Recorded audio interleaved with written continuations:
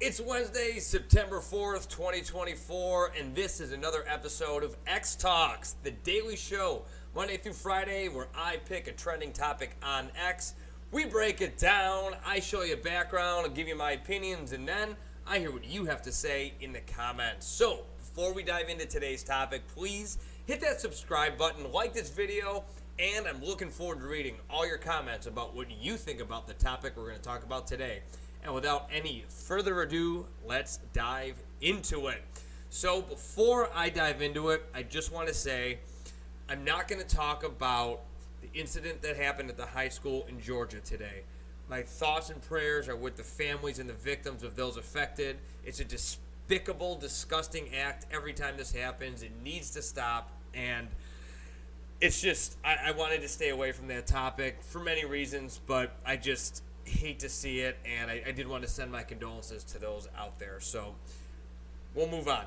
So what we are going to talk about today, though, is the Walz family. Yes, Tim Walz, the governor from Minnesota, running for vice president of the United States. His family is making quite the stir today on social media. Why, you may ask? Well, let's pull it up. Here we go. Currently, he's trending number 20. The Walzes. We'll pull up an X post from Charlie Kirk. Tim Walz's family in Nebraska poses for a photo wearing custom Trump shirts. Photo appears to be verified as legit. You click on it and boom, there they are. The Walz family all representing Nebraska and obviously throwing their endorsement behind Donald J. Trump. Now, I'm not really going to talk about the family and their situation in terms of, who they're supporting and why they're supporting it. I'm not going to get into that. What I want to talk about is the media's reaction to this, because I've been talking about this relatively recently, and kind of whenever I talk about politics, it all seems to be one-sided. It is all very one-sided. The way that the media operates, it's follow the money, you know what I mean? So basically, the left funds a ton of the news outlets, social media outlets. Mark Zuckerberg just came out recently and said that in the 2020 election, he was pressured to suppress the Hunter Biden laptop story. So we're not always getting the full story about everything, and this situation with the Walz family is exactly that. And I'm going to show you why. So I did a little research. I went on the internet because I was like, hey, this could be fake. What's going on here? Is this a prank? What's going on? Let's check it out. Well, here's an article from Forbes. Now, the first thing, if I was a journalist, what I would do is I would verify that the photo's real or it's not. That's it. The story is the fact that the vice president's family is not endorsing him.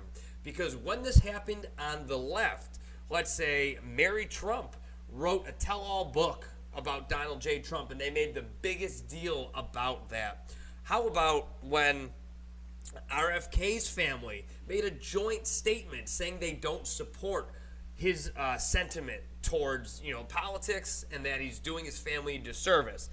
That was a big deal. Liz Cheney came out against the Republican Party. That was a big deal because Dick Cheney was the vice president. So the mainstream media made a big deal about them coming out against their families.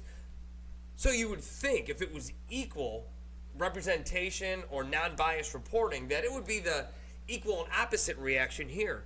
Not so fast, my friends. Look what Forbes did. They're making this whether it's AI or not, and that's the point of the article. Not why is the family against him. So I read the article, I read the whole thing, and I'll put a link to it in the comments in the description below. Guess what? There is no solution. They don't provide an answer in the article. So, I think we're entering a terrifying territory because I think that this is meant to confuse and disorient. It's meant to diffuse the situation. So basically, instead of, oh boy, obviously Forbes is going to be left-leaning. You can tell by the way this article's written and who they're funded by and all that stuff and what side of the world that they support. But obviously they support the left, so they have to think of a way to spin the news that Tim Walz's family in Nebraska is actively putting social media posts out there that they don't want to support him. Well, how do they diffuse that situation? They never dive into that, and they just create the controversy of, is this real or is this AI generated? Who knows? May not be real, and then that's where the article ends, and you're left not answering questions, and that's how they, or not getting any questions answered, and that's how they just get it out of the news cycle.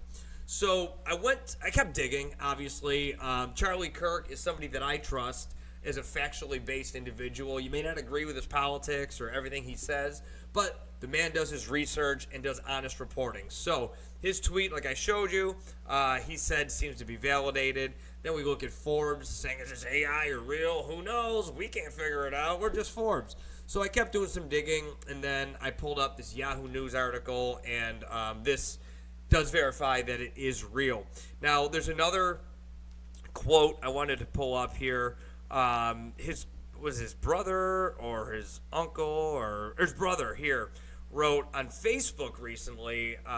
Jeff Walz wrote that his brother was not the type of character you want making decisions about your future. You can see a trend here. So that post was independent of this family post. So you see the family not supporting somebody very close to them, their brother, who is running for vice president. That just sent alarm bells. If the news was doing honest reporting, you would know why. But they never dive into any of that stuff. They don't ask why. They just start to attack their character, say it's not real or whatever it is. So I guess the point of the video I wanted to make today is be careful when you get your news.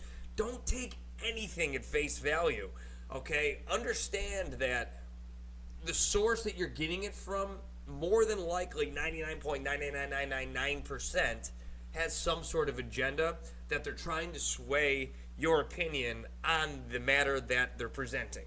So that's why, like on X, I try to keep it easy. If I follow someone on the left, I follow on the right, or vice versa.